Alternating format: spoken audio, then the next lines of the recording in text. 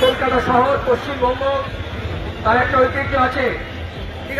মানবতার উপর যখন যেখানে আঘাত এনেছে কলকাতা গর্জে উঠেছে।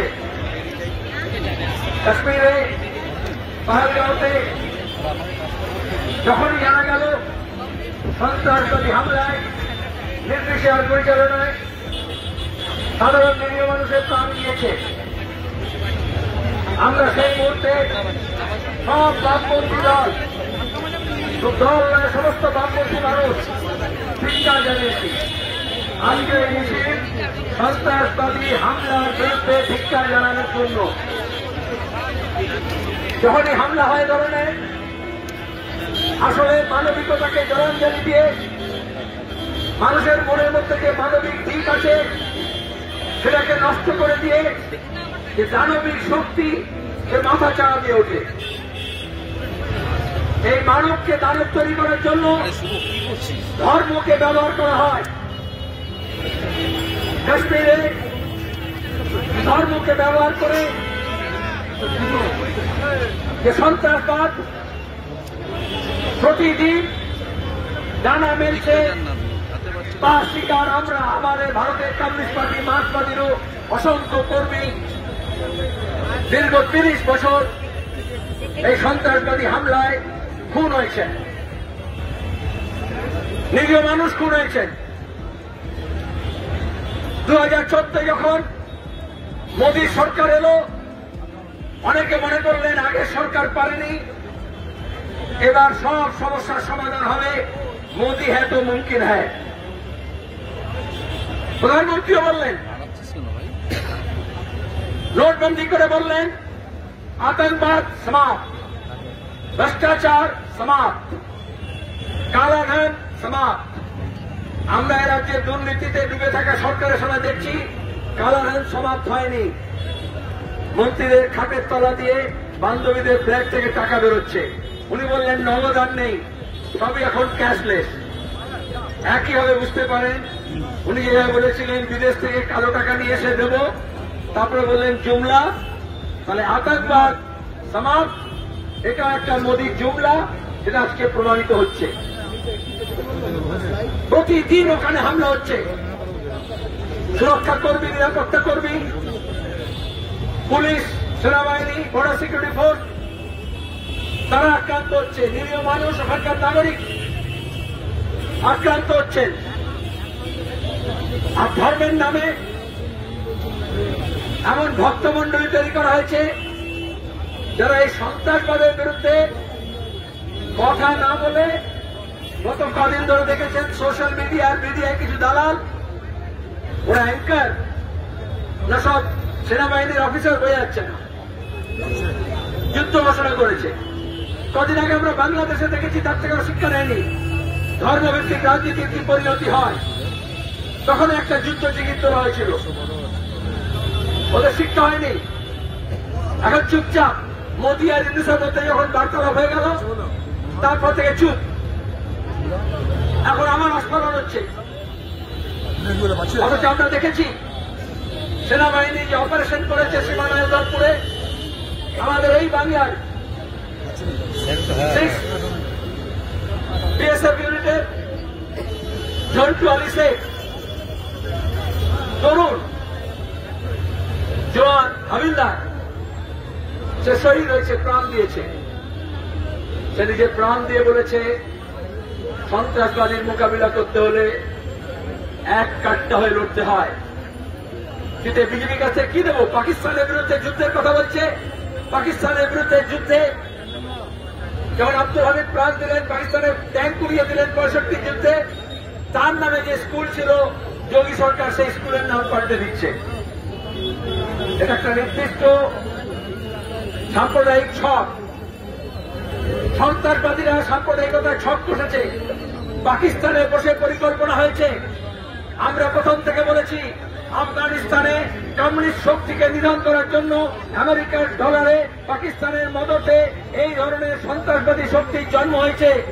হিলারি ক্লিন্টন, যিনি মমতাকে এখানে এসে অভিনন্দন জানাতে এসেছিলেন 2011 পরে, তিনি বলেছেন পাকিস্তানকে ব্যবহার করে মিলিয়ন ট্রিলিয়ন ডলার দিয়ে আমরা কমিউনিস্টদেরকে মোকাবিলা করার জন্য এই সন্ত্রাসী শক্তি তৈরি করেছি।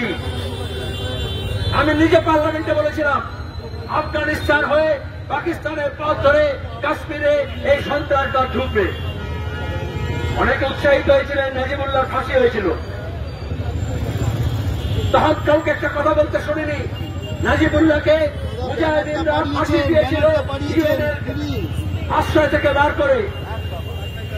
তাহলে সন্ত্রাসবাদের বিরুদ্ধে কথা বললে তোমার সন্ত্রাসবাদ ভালো, আমার সন্ত্রাসবাদ খারাপ, আমার সন্ত্রাসবাদ ভালো, তোমার সন্ত্রাস খারাপ, এটা হয় না। সন্ত্রাসবাদ যে কোনো মূল্যে যে কোনো জায়গায় তাকে রুখতে হয়, কারণ তার প্রথম কাজ হচ্ছে তারা শ্রমজীবী মানুষ, মেহনতি মানুষ, খেটে খাওয়া মানুষ, সাধারণ মানুষকে শুধু ভয় দেখায় না, তাদেরকে ভাগ করে। তাহলে আজকে মিডিয়ায়, সোশ্যাল মিডিয়া, আইটি সেল তারা এই যে ভাগ করছে, মানে সন্ত্রাসবাদদের বিচারে গুলি চালিয়ে ধর্মের নাম করে যেভাবে খুন করলো, যে উদ্দেশ্যে করলো বিভাজনে, এরা টেলিভিশন চ্যানেলে বসে আইটি সেল, সোশ্যাল মিডিয়ায় সেই একই কাজ করছে। কারুর হাতিয়ার বুক আর কারুর হাতিয়ার বোমা। আমরা এই জন্য সর্বদলীয় বৈঠক ডাকার কথা বলেছিলাম। সর্বদলীয় বৈঠক হয়েছে। ভাবতে পারেন এরকম একটা সংকট মুহূর্তে গোটা দেশ যখন ধিক্কার জানাচ্ছে, তারা হিন্দু হৃদয় সম্রাট প্রধানমন্ত্রী যখন আরএসএস এত হিন্দু হিন্দু করছে, বিজেপি এত হিন্দু হিন্দু করছে, তিনি কিন্তু পার্লামেন্টে সর্বদলীয় বৈঠকে থাকলেন না। তিনি বিহারে মধুবাণীতে ভোটের মধুর চা থেকে মধু খাওয়ার জন্য চলে এলেন। তাহলে বোঝা যাচ্ছে সন্ত্রাসবাদের বিরুদ্ধে কতটা সিরিয়াসলি তারা লড়াই করতে চায়। আসলে ওরা পাকিস্তান সীমানা পেরিয়ে এখানে যুদ্ধটাকে ঢোকাতে চাইছে সন্ত্রাসবাদকে হাতিয়ার করে। আর আরএসএস সংঘ পরিবার হিন্দু সাম্প্রদায়িক শক্তির নাম হিন্দুত্ববাদী শক্তি, তারা ওই মুসলমান মৌলবাদী শক্তির মতোই। এরা সব তলে তলে এক, দেশের অভ্যন্তরে যুদ্ধ ঘোষণা করছে, দেশবাসীর মধ্যে ঘৃণা ছড়াচ্ছে, একটা অংশের বিরুদ্ধে আর একটা অংশকে লেলিয়ে দিচ্ছে। এটাই তো ছক। আজকে এরা বুঝতে হবে জম্মু কাশ্মীর কেন্দ্র শাসিত অঞ্চল, রাজ্য নেই। যারা কথায় কথায় মনে করে এই সরকার দিয়ে হবে না, ওই সরকার দিয়ে হবে, এই দল দিয়ে হবে না, ওই দল দিয়ে হবে। জম্মু কাশ্মীর কেন্দ্র শাসিত অঞ্চল আর রাজ্য নেই।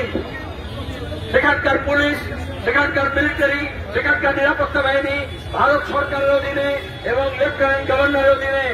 লেফটেন্যান্ট গভর্নর একটা কথা বলছেন, পুলওয়ামার সময় আমরা দেখেছি ওখানে যে গভর্নর ছিলেন মোদী সরকারের গভর্নর সত্যপাল মালিক, তিনি পরে যখন গভর্নর থাকলেন না কি বললেন যে কিভাবে ছক করে ভোটের সময় অস্ত্র ঢুকিয়ে, আরডিএ ঢুকিয়ে আমাদের 50 জন আধা সেনার প্রাণ নেওয়া হয়েছিল।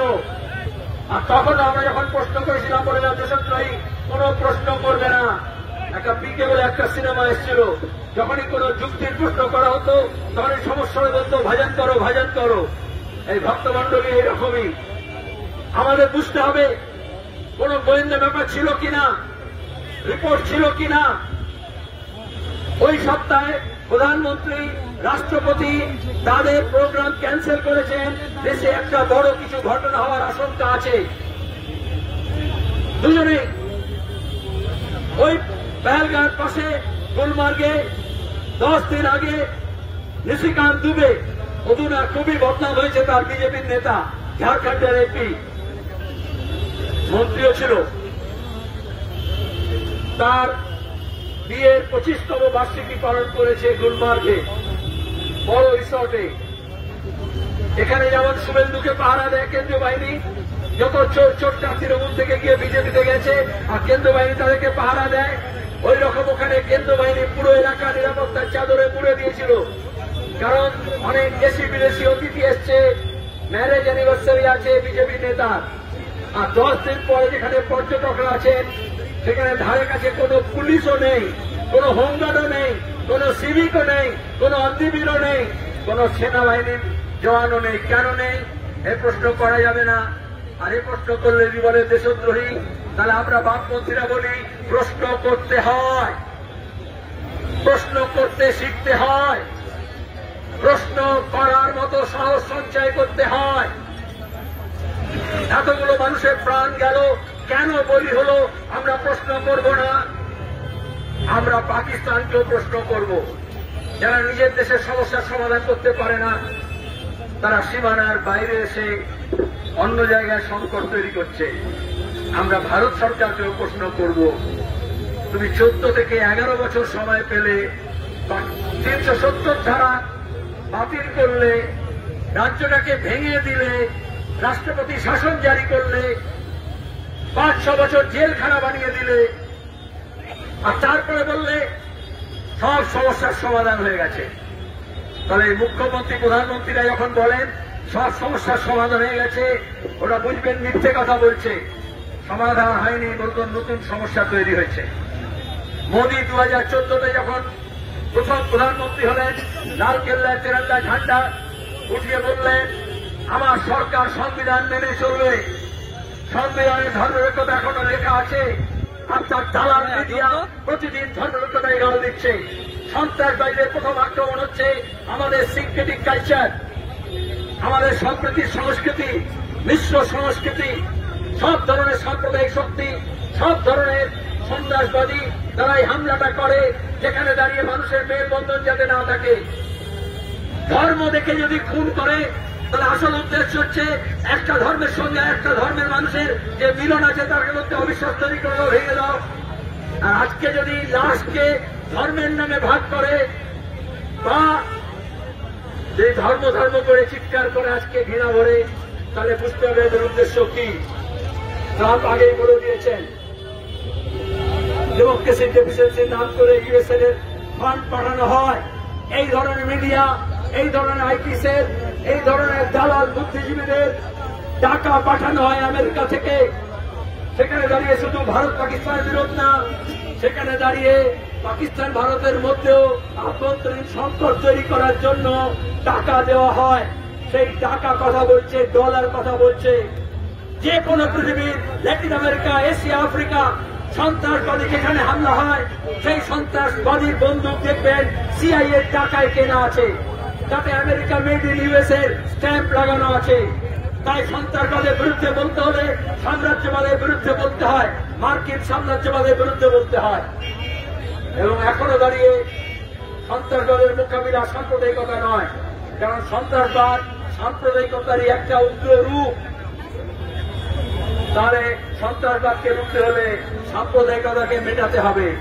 যারা আজকে সন্ত্রাসী হামলাকে কেন্দ্র করে সাম্প্রদায়িকতা করছেন, তারা আসলে তাদের উদ্দেশ্য পরিষ্কার।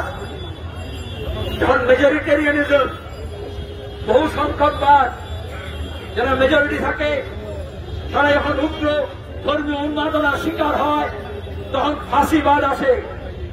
আর যারা সংখ্যালঘু হয়, তারা যখন উগ্র সাম্প্রদায়িকতার বিষ বাষ্পে গা ভাসায়, তখন সন্ত্রাসবাদ তৈরি হয়। কারণ মেজরিটি মনে করে রাষ্ট্র ক্ষমতা দখল করব, আর মাইনরিটি মনে করে অস্ত্র শস্ত্র নিয়ে, বোমা বন্দুক নিয়ে স্টেট পাওয়ারকে চ্যালেঞ্জ করব। দুটোই অন্যায়। তোমার অন্যায় অন্যায়, আমার অন্যায় অন্যায় নয় বলা যাবে না। তাহলে আজকের মিছিল এই অন্যায়ের বিরুদ্ধে। কলকাতার মানুষ সবসময় ঐক্যের পক্ষে, সম্প্রীতির পক্ষে ছিল। আমাদের বাংলার মানুষ ঐক্য এবং সম্প্রীতির পক্ষে।